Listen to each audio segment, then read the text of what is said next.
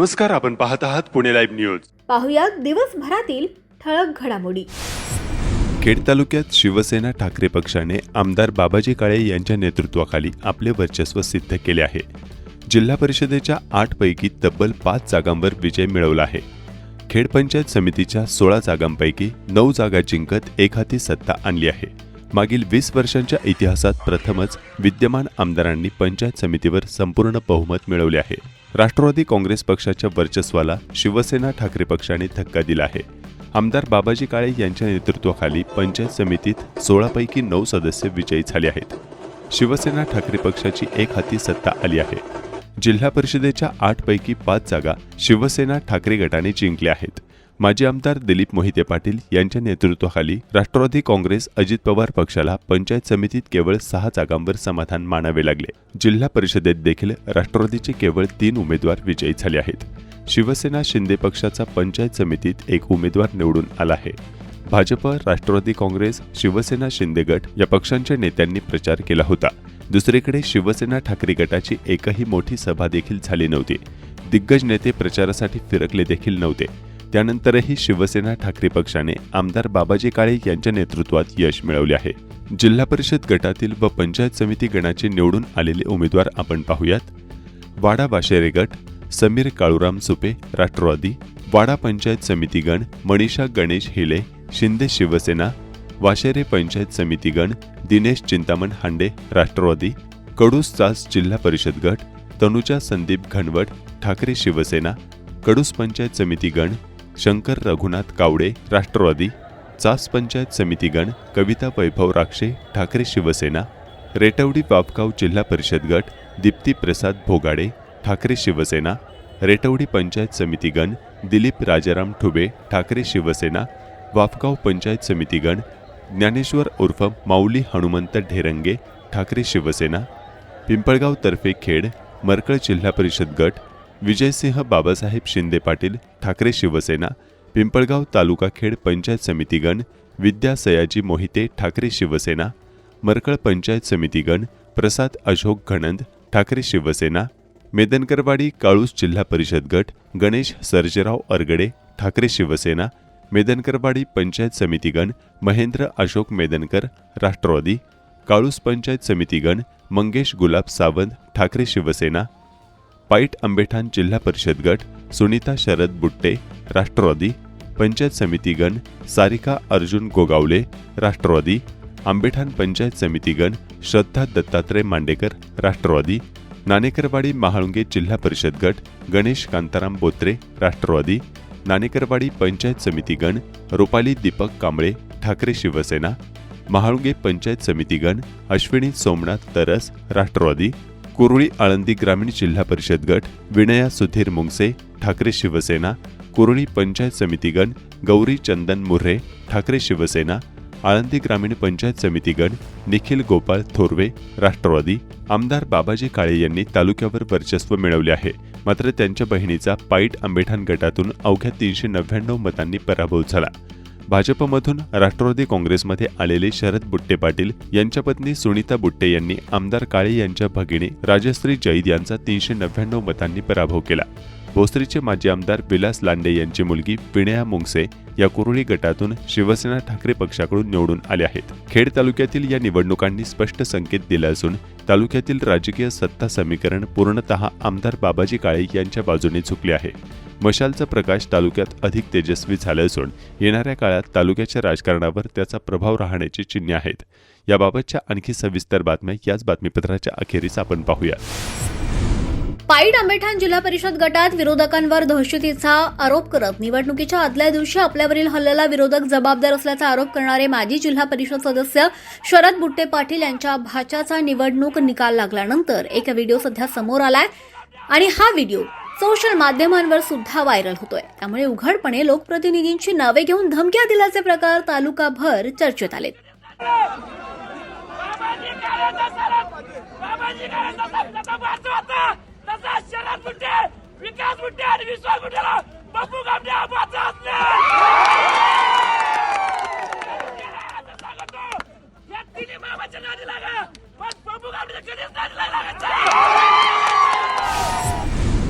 खेड आळंदी परभणी विधानसभा मतदारसंघातील 8 जिल्हा गटासह 16 पंचायत समिती गणातील झालेल्या चुरशीच्या लढतीत आमदार बाबाजी काळे यांच्या नेतृत्वाखाली शिवसेना ठाकरे पक्षानं 5 जिल्हा परिषदेच्या जागा आणि 9 पंचायत समितीच्या जागा निवडून आणल्यात. निर्विवाद बहुमत मिळाल्यानंतर आमदार बाबाजी काळे यांनी या विजयाबाबत काय सांगितलं हे जाणून घेऊया. नमस्कार. मी पहिल्यांदा आपल्या खेड तालुक्याच्या आम जनतेचे मनापासून आभार मानतो की गेल्या 20 वर्षामध्ये प्रथमतःच पंचायत समितीवर सर्व मतदारांनी बहुमत देण्याचं काम केलं. त्यांना धन्यवाद देत असताना जिल्हा परिषदवर सुद्धा 8 पैकी 5 जागा या पहिल्यांदाच निवडून येण्याचा हा प्रसंग आहे. या सर्व घडामोडीमध्ये ज्या ज्या मतदारांनी, कार्यकर्त्यांनी, पक्षाच्या कार्यकर्त्यांनी, पदाधिकाऱ्यांनी पडद्यामागून काहींनी सहकार्य केले असेल त्या सर्वांना प्रथमतः मनापासून धन्यवाद देतो. खऱ्या अर्थानं ही निवडणूक अत्यंत चुरशीची जरी असली आणि जिल्ह्यात किंवा महाराष्ट्रात काही जरी वातावरण असलं तरी खेड तालुक्याच्या आम जनतेने, खेड तालुक्याच्या सर्व शिवसैनिकांनी या ठिकाणी मनापासून खांद्याला खांदा लावून काम केलं. त्याचा प्रत्यय म्हणजे एवढी बहुमत 9 जागा 16 पैकी आलेल्या आहेत आणि 8 पैकी 5 जागा जिल्हा परिषदला आलेल्या आहेत. ज्या 3 जागा पराभूत झालो त्यामध्ये एक जागा तर 200 मतांनीच पराभव झालेली आहे. दुसऱ्या जागा थोड्याच फरकानं त्या ठिकाणी पराभव झालेला आहे. पंचायत समितीमध्ये शिवसेना शिंदे गटाला 1 जागा आलेली आहे आणि राष्ट्रवादी काँग्रेसला 6 जागा आलेल्या आहेत. मला त्या ठिकाणी एवढंच सांगायचं आहे की त्या जरी जागा आल्या असल्या तरी त्या ठिकाणी 1-2 पंचायत समिती सदस्य, एक तर आमचा आंबेठाण गणातील पंचायत समिती सदस्य फक्त 8च मतांनी त्या ठिकाणी पराभूत झालेला आहे आणि अशा परिस्थितीमध्ये थोड्या थोड्या मतावरून त्याही जागा गेलेल्या आहेत. मशालीचं म्हणण्यापेक्षा शिवसेना पक्षावर विश्वास ठेवून, त्याचबरोबर सर्व संघटनेवर विश्वास ठेवून, वैयक्तिक लोकप्रतिनिधी म्हणून माझ्यावर विश्वास ठेवून लोकांनी फार मोठ्या प्रमाणामध्ये सहकार्य केलेलं आहे.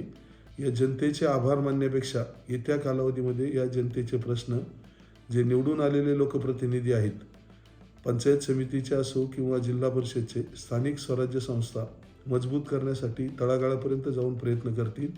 ज्यांना या ठिकाणी पराभवाला सामोरं जावं लागलं त्यांनासुद्धा या तालुक्याच्या किंवा जिल्ह्याच्या कोणत्या तरी ज्या ज्या ठिकाणी त्यांना संधी देता येईल त्या त्या ठिकाणी पुनर्वसन करण्याचा प्रयत्न तात्काळ या ठिकाणी राहणार आहे. कारण त्यांनीसुद्धा आपल्या विश्वासावर, पक्षाच्या विश्वासावर फार मोठी लढाई दिलेली आहे. त्यांनासुद्धा बाजूला ठेवलं जाणार नाही. आणि या माध्यमातून तालुक्याला मी सांगू इच्छितो की या निवडणुकीमध्ये अनेक आरोप प्रत्यारोप ह्या सगळ्या गोष्टी झाल्या.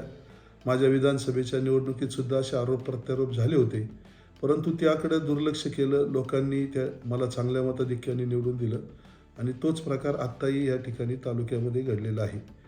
काही लोकांनी निवडून येण्यासाठी पक्षांतर केलं असेल, काही लोकांनी निवडून येण्यासाठी वेगवेगळ्या क्लुप्त्या केल्या असतील, काहीतरी प्रकार केले असतील. हे सर्व समाजाने पाहिलेले आहेत. त्यामुळं मला चुकीचं असं काहीच बोलायचं नाही. सर्व मतदारावर आणि तालुक्यावर माझा विश्वास आहे. आमदार म्हणून माझी जबाबदारी आहे आणि जिल्हा परिषदचे सदस्य आणि पंचायत समितीचे सर्व सदस्य, सभापती उपसभापतींना बरोबर घेऊन, पक्षाला विचारात घेऊन, सर्व कार्यकर्त्यांना विचारात घेऊन या तालुक्याचा कारभार अत्यंत ताकदीनं, जोमानं या ठिकाणी करण्याचा प्रयत्न करेल. हे सर्व करत असताना ज्यांना ज्यांना या ठिकाणी आमच्या कारभाराची अडचण होत असेल ते जर चुकीच्या पद्धतीनं काही भविष्यात समोर आले तर त्यांना त्यांच्या पद्धतीनं उत्तरं देऊन खऱ्या अर्थानं त्यांचे अडथळे दूर करण्याचा प्रयत्न करणार आहे. एक सामंजस्याची भूमिका म्हणून, आमदार म्हणून मी माझी भूमिका आत्तापर्यंत एकदम सरळ, साध्यापणे आणि लोकहिताची ठेवली. इथून पुढं लोकहिताची तर ठेवणारच आहे, कामाची पण ठेवणार आहे.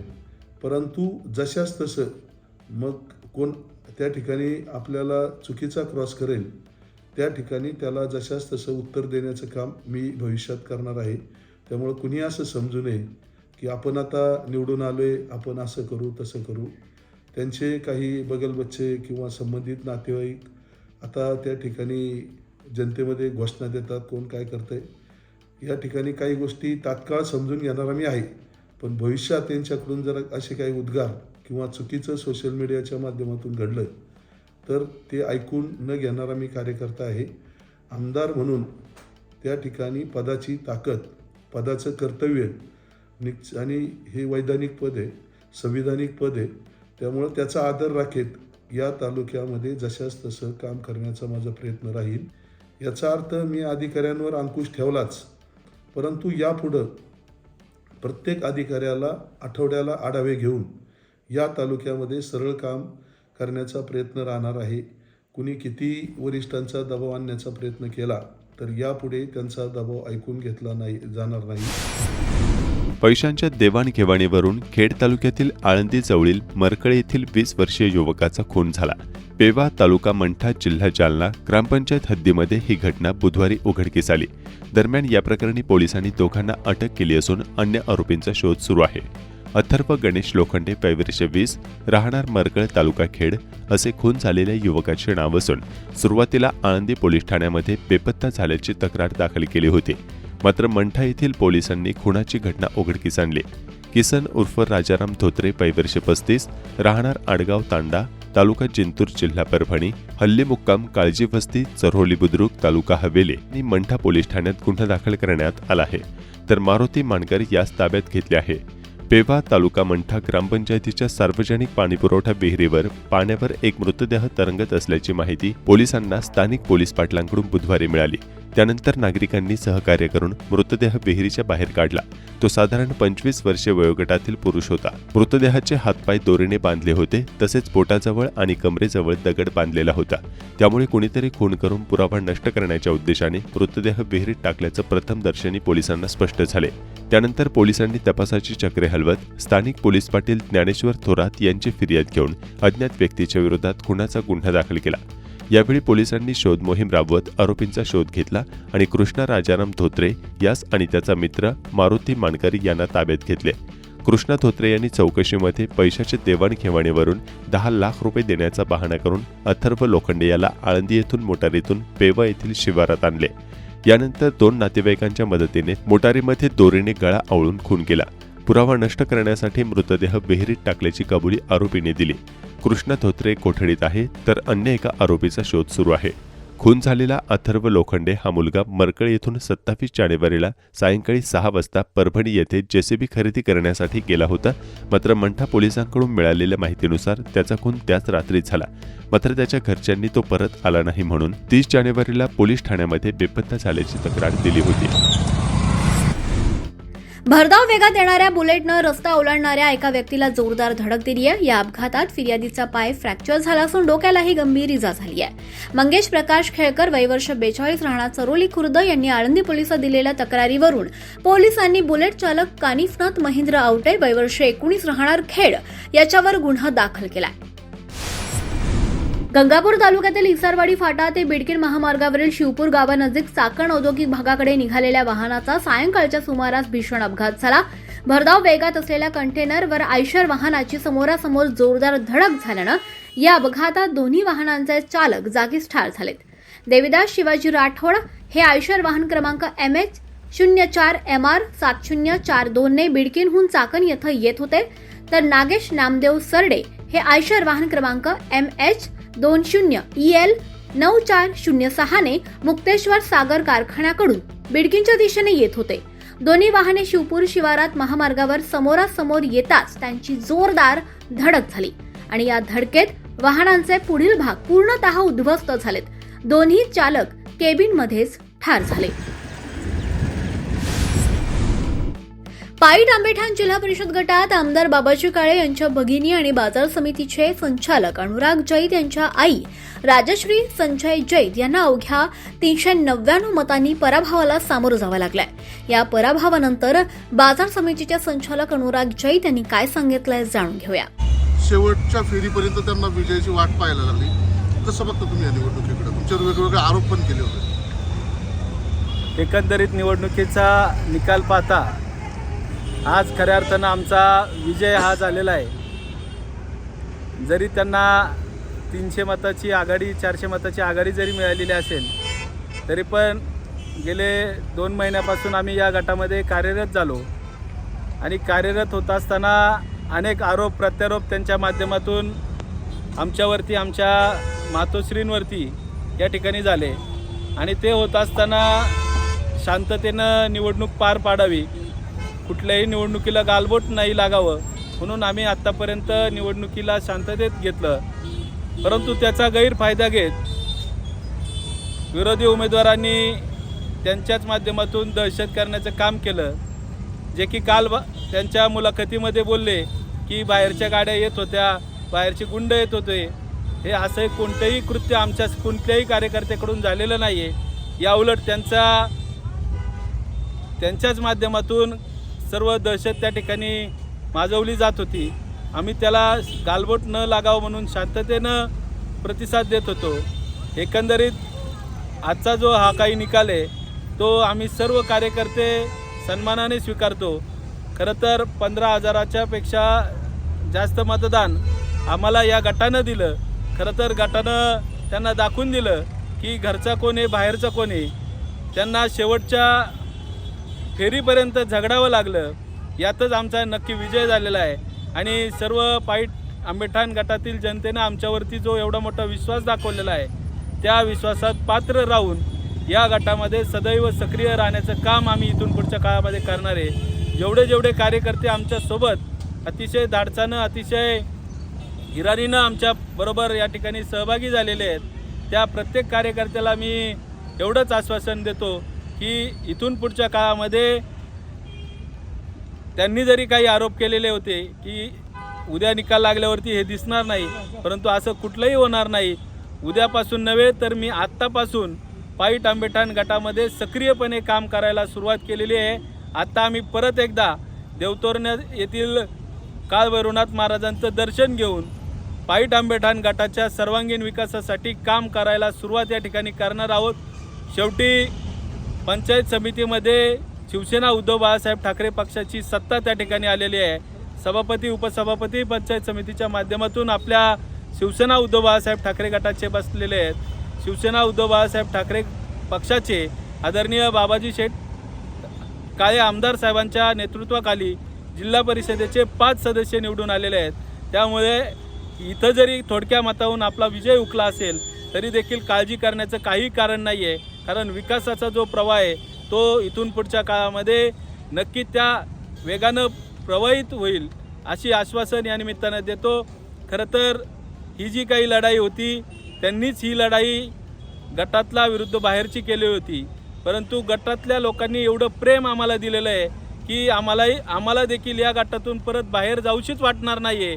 आणि इथून पुढच्या काळामध्ये याच गटातील उमेदवार आणि याच मातीतील माणूस म्हणून पुढच्या वेळेस त्यांना ताकदीनिशी 5 वर्ष आम्ही सातत्यानं या लोकांना विश्वास देत राहू. त्यांची कामं 24 तास 7 दिवस आणि 365 दिवस या ठिकाणी करत राहू. खुद्द लोकप्रतिनिधींच्या बाबतही काही विरोधी उमेदवारांनी शिवराळ भाषा केल्याचे बरेच व्हिडिओ व्हायरल झाले होते.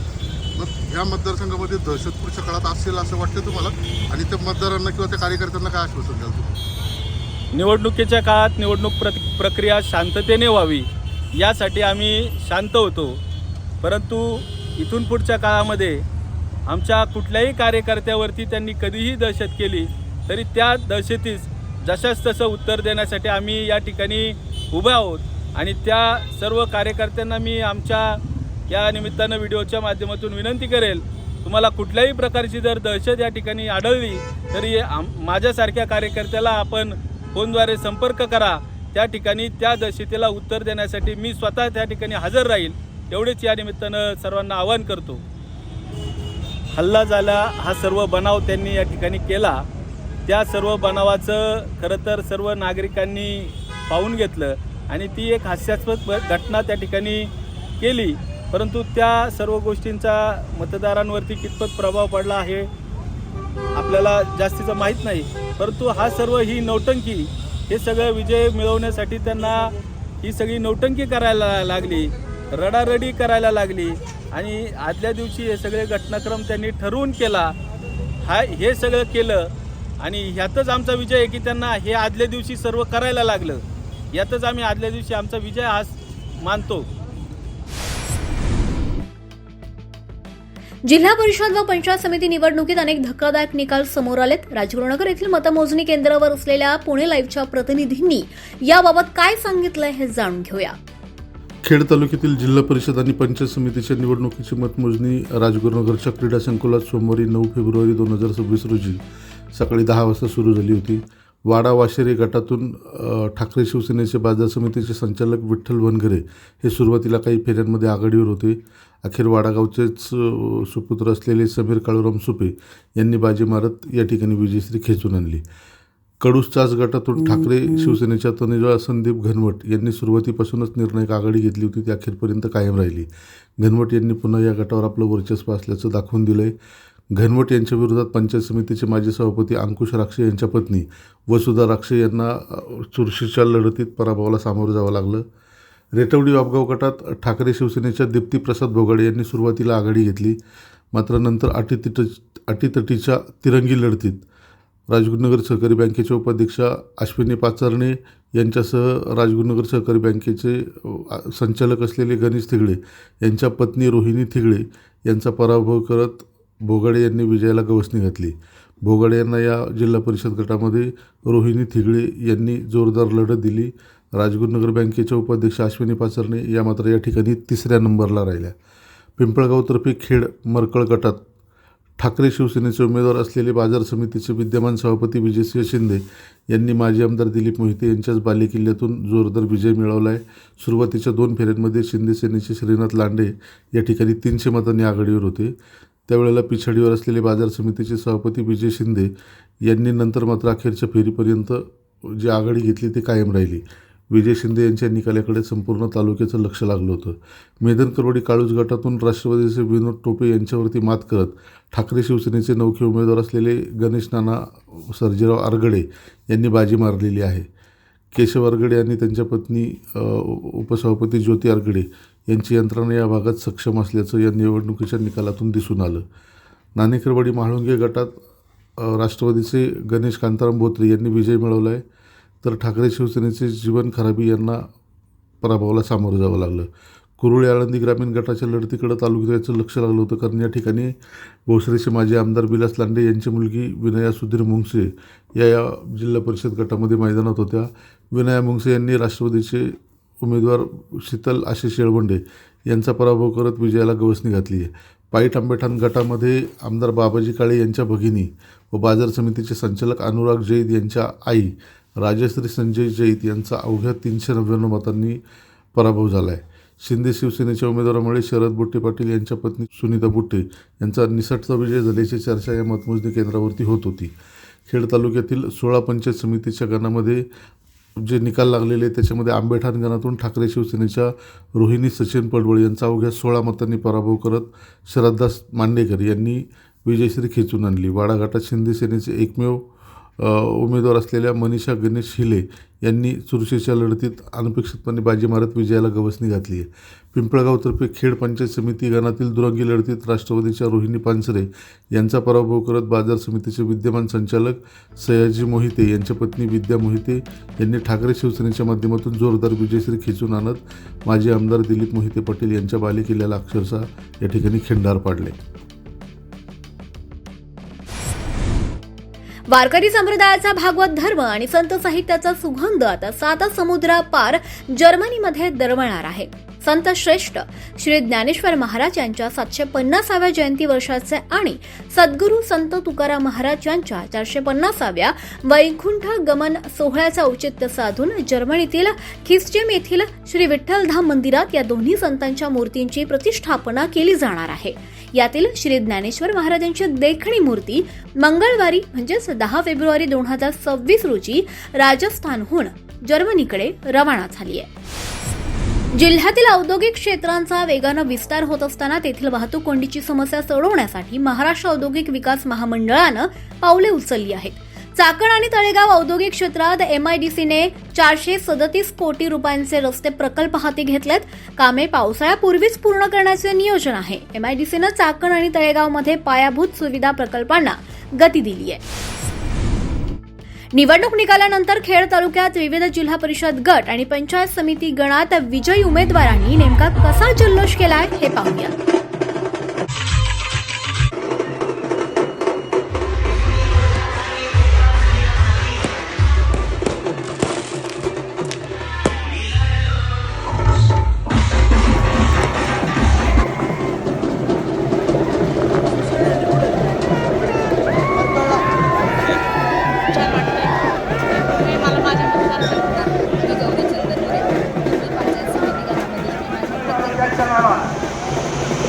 जेव्हा निघाली मला मी जो प्रमाण होतो ना मी एकतर नमस्कार.